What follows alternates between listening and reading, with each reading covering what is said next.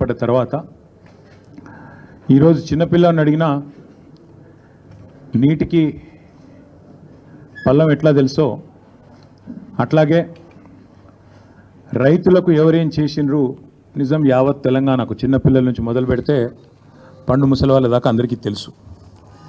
తెలంగాణలో రైతు రాజ్యం ఎవరు తీసుకొచ్చారో, తెలంగాణను ధాన్యం ఉత్పత్తిలో భారతదేశంలోనే పంజాబ్ను హర్యానాను తలదన్ని నెంబర్ 1 ఎవరు చేసినరో తెలంగాణ ప్రజలకు తెలుసు. వ్యవసాయాన్ని పండుగగా చేసి మరి 10 ఏళ్ల పాటు అద్భుతంగా వ్యవసాయాన్ని ఫార్మర్ ఫస్ట్ అనే నినాదంతో చివరికి జాతీయ పార్టీగా అవతరించిన అబ్ కీ బార్ కిసాన్ సర్కార్ అనే నినాదంతో రైతు కేంద్ర బిందువుగా ప్రభుత్వాన్ని ఎవరు నడిపినో అందరికీ తెలుసు. తెలంగాణలో ఏ పంటను అడిగినా, ఏ పైరుని అడిగినా, ఏ రైతుని అడిగినా, ఆ రైతు పక్కనే ఉండే ఎద్దుని అడిగినా స్పష్టంగా చెప్తుంది వ్యవసాయాన్ని పండుగగా చేసింది ఎవరు అంటే. కాకపోతే జగమెరిగిన సత్యాన్ని అర్థం చేసుకోలేని వాడిని చవట అంటారు, నిజం తెలిసినా కూడా ఒప్పుకోనని రేవంత్ రెడ్డి అంటారు.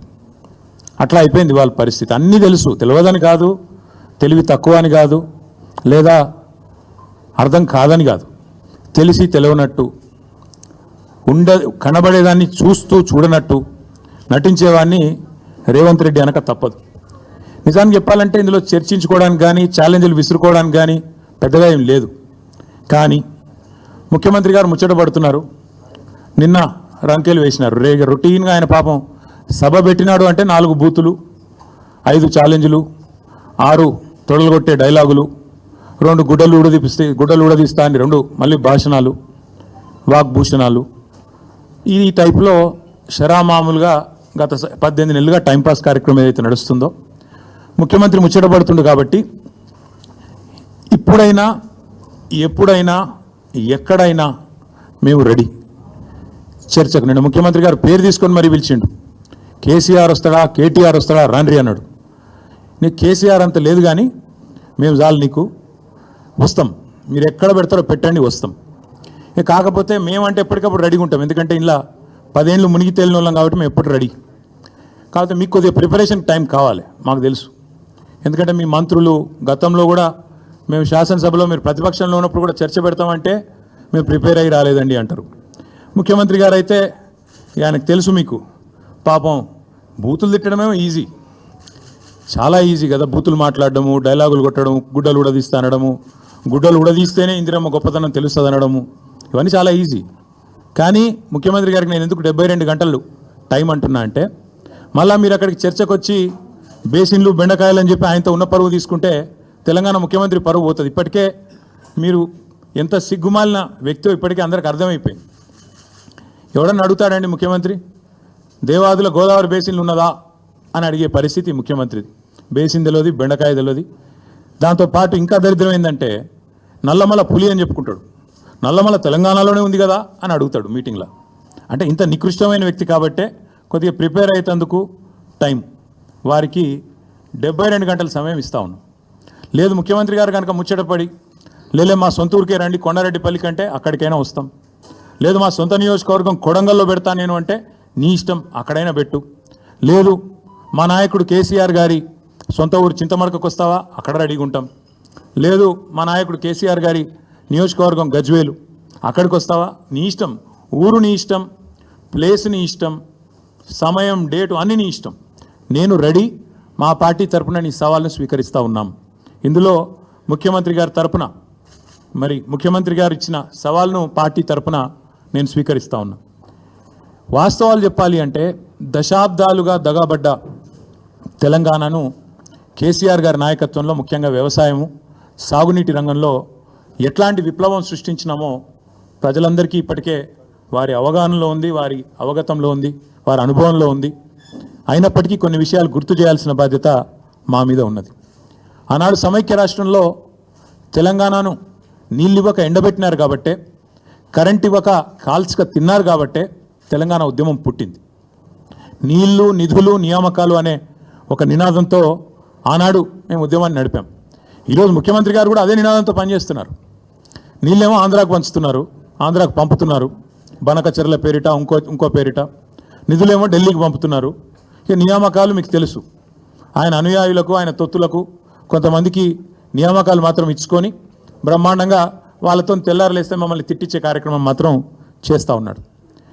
వాస్తవం ఏంటి అంటే స్వతంత్ర భారతదేశ చరిత్రలో 78 ఏండ్ల భారతదేశ స్వాతంత్రానంతరం ఏ ప్రభుత్వము కూడా కేసీఆర్ గారి ప్రభుత్వం చేసినంతగా రైతులకు ఎన్నడూ సాహసోపేతమైన కార్యక్రమాలు తీసుకోలేదు అనేది అక్షర సత్యం. రైతు బంధు అనే ఒక విప్లవాత్మకమైన పథకం, ఇది ఇక్కడ అక్కడ కాదు. మొన్న నేను ఆక్స్ఫర్డ్ యూనివర్సిటీకి పోయినా, అక్కడ నేను చెప్తుంటే వాళ్ళే పరిశాన్ అవుతున్నారు. దాదాపు $9 బిలియన్ 70 లక్షల మంది రైతుల ఖాతాల్లో 11 విడతలుగా వేసినాము. Direct benefit transfer farm input program called Rythu Bandhu అని చెప్తుంటే ఆక్స్ఫర్డ్లోని అధ్యాపకులు, ఆక్స్ఫర్డ్లోని అక్కడి విద్యార్థులు కూడా ఇది నిజమేనా అన్నట్టు అబ్బురపడి చూస్తూ ఉన్నారు. తెలంగాణ నేల మీద రైతు రాజ్యం తెచ్చిందే కేసీఆర్ గారు. భారతదేశంలోనే మొట్టమొదటిసారిగా అన్ని రంగాలకు 24 గంటల ఉచిత విద్యుత్తు, 24 గంటల విద్యుత్తు, అందులో ఉచిత విద్యుత్తు రైతులకు ఇచ్చిన మొట్టమొదటి రాష్ట్రం తెలంగాణ. మొట్టమొదటి ముఖ్యమంత్రి భారతదేశ స్వాతంత్రానంతరం కేసీఆర్ గారు మాత్రమే. ఇది నువ్వు అవునన్నా కాదన్నా గింజుకున్నా గిలగిల కొట్టుకున్నా రేవంత్ రెడ్డి గారు, ఇది వాస్తవం నిలిచిపోతుంది. ఇందిరమ్మ రాజ్యం అన్నావు, ఇందిరమ్మ గొప్పతనం తెలవాలంటే గుడ్డలు కూడా తీసుకొట్టాలన్నావు. ఇందిరమ్మ గొప్పతనం ఏంది, ఇందిరమ్మ రాజ్యం గొప్పతనం ఏంది నీది అంటే కాలిపోయిన మోటార్లు, పేలిపోయిన ట్రాన్స్ఫార్మర్లు, ఎరువుల కోసం విత్తనాల కోసం లైన్లలో మళ్ళా చెప్పులు. నువ్వే చెప్పినావు, నీ పార్టీ చెప్పింది, మాకు ఓటేయండి మార్పు తెస్తాం, ఆనాటి రోజులు తెస్తాం అన్నావు. నిజంగానే తెచ్చినావు. ఇవాళ ఎరువుల కోసం విత్తనాల కోసం ఇవాళ రాష్ట్ర వ్యాప్తంగా నీ చేతగాని ప్రభుత్వం, నీ అసమర్థ ప్రభుత్వం రైతులను కాల్చుక తింటున్న మాట వాస్తవం కాదా? నిన్నగాక మొన్న కొమరం భీం జిల్లాలో అక్కడ సిర్పూర్ అనుకుంటా అక్కడ ఊరు, అక్కడ వేల మంది ఆల్మోస్ట్ యుద్ధాలు చేసే పరిస్థితి ఒక ఎరువు బస్తా కోసం వచ్చిన మాట వాస్తవం కాదా? ఇలా ప్రతి మండలంలో రైతులు ఎరువుల కోసం, యూరియా కోసం ధర్నాలు చేసే పరిస్థితి వచ్చిన మాట వాస్తవం కాదా? మీరు ఎరువుల దుకాణాలకు ఆధార్ కార్డు చూపెడితే ఎకరానికి ఒక బస్తా ఇవ్వాలని చెప్పిన మాట, మీ అధికారులకు ఆదేశం ఇచ్చిన మాట వాస్తవం కాదా?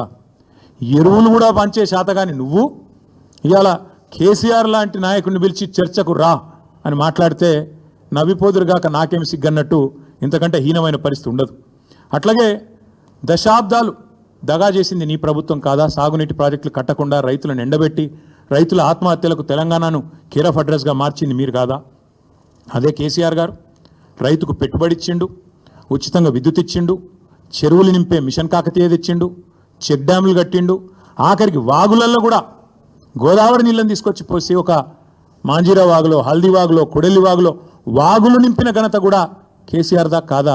ఒక్కసారి గుర్తు తెచ్చుకోమని రేవంత్ రెడ్డి గారిని అడుగుతా ఉన్నా. కరోనా సమయంలో దేశమంతా అతలాకుతలం అవుతుంటే ఆనాడు 7,500 ధాన్యం కొనుగోలు కేంద్రాలు పెట్టి ఆఖరి గింజదాకా కొని రైతులను కంటికి రెప్పలాగా కాపాడుకున్నది కేసీఆర్ కాదా?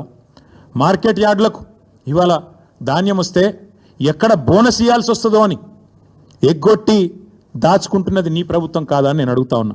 అట్లాగే ప్రపంచంలో ఎక్కడన్నా ఉన్నదా రైతు బీమా? ఒక రైతు చనిపోతే 5 లక్షల బీమా ఇచ్చే సంస్కారవంతమైన ప్రభుత్వం ఈ భారతదేశంలో కాదు ప్రపంచంలో ఎక్కడన్నా ఉందా? అది తెచ్చింది కేసీఆర్ కాదా? ఇవాళ రైతు బీమా కూడా ఎగ్గొట్టి గత 3 నెలలుగా ప్రీమియం కట్టకుండా మరి ముఖం చాటేసి వేలాది మంది రైతులు ఉసురు తీస్తున్నది కాంగ్రెస్ ప్రభుత్వం కాదా? ఇట్లా 1, 2 కాదు, చెప్తే 100 విషయాలున్నాయి.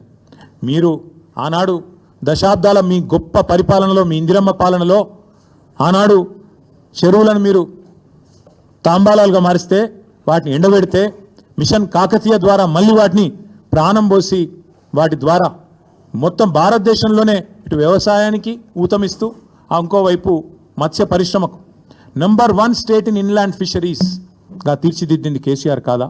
30,000 కోట్ల మత్స్య సంపద సృష్టించింది కేసీఆర్ గారు కాదా? ఏపీకి, ఆంధ్రప్రదేశ్కి ఉమ్మడి రాష్ట్రంలో కిందికి గోదావరి గలగలా తరలిపోతుంటే, ఇంకోవైపు కృష్ణమ్మ బిరబిరా పారిపోతుంటే ఆరతులు పట్టింది నీ పార్టీ, కిందికి నీళ్లను తీసుకుపోయింది నీ పార్టీ. కానీ పోరాడి తెలంగాణ సాధించి ఇవాళ తెలంగాణను ఆనాడు దాశరథి గారు చెప్పినట్టు ఒక్కొక్క బొట్టు నీటి బొట్టును ఒడిసిపట్టి 1,00,00,000 ఎకరాల మాగాణంగా చేసింది కేసీఆర్ కాదా? ఇది తెలియదా ప్రజలకు? 2014 ముందు తెలంగాణ ధాన్యం ఉత్పత్తి ఎంత, 2023లో తెలంగాణ ధాన్యం ఉత్పత్తి ఎంత, ఇది తెలియదా? ఇవాళ బనకచర్ల ద్వారా మీ గురువు గారు చంద్రబాబు నాయుడు గారు తెలంగాణ రైతుల గొంతు కోసి మరి గోదావరి నీళ్లను మళ్ళీ కిందికి తీసుకుపోయే ప్రయత్నం చేస్తుంటే మీరు ఎట్లా వంతబాడుతున్నారో తెలంగాణ సమాజం చూస్తలేదా? హిట్ టీవీ యాప్, ఇందులో short news, live news, entertainment shows, movies, digital magazines తో పాటు మీ జిల్లా వార్తలను కూడా ఫ్రీగా చూడొచ్చు. ఇంకెందుకు ఆలస్యం, వెంటనే హిట్ టీవీ యాప్ ని డౌన్లోడ్ చేసుకుని ఫ్రీగా ఎంటర్టైన్మెంట్ పొందండి. Hit TV app. Hit TV app. Please download hit TV app. Hit TV app ని ఫ్రీగా డౌన్లోడ్ చేసుకొని ఎంజాయ్ చేయండి. మీకు నచ్చిన ఎంటర్టైన్మెంట్ కోసం హిట్ టీవీ యాప్ ని ఫ్రీగా డౌన్లోడ్ చేసుకొని ఎంజాయ్ చేయండి. హిట్ టీవీ యాప్ ని డౌన్లోడ్ చేసుకుని ఆస్వాదించండి, ఆశీర్వదించండి. ఇంతమంది సెలబ్రిటీలు హిట్ టీవీ యాప్ ని డౌన్లోడ్ చేసుకోండి అని చెప్తున్నారంటే ఎంత మంచి యాప్ ఆలోచించండి. అమెరికా అమెరికా అమెరికా అమెరికాలో చదవాలనుకునే వాళ్ళకి విశ్వసనీయమైన పేరు మన శౌర్య కన్సల్టెన్సీ. UK లో 1 year masters, UK లో 1 year masters, 2 years work permit up to 5 years visa. Contact Saurya Consultancy. Contact 89851 89851.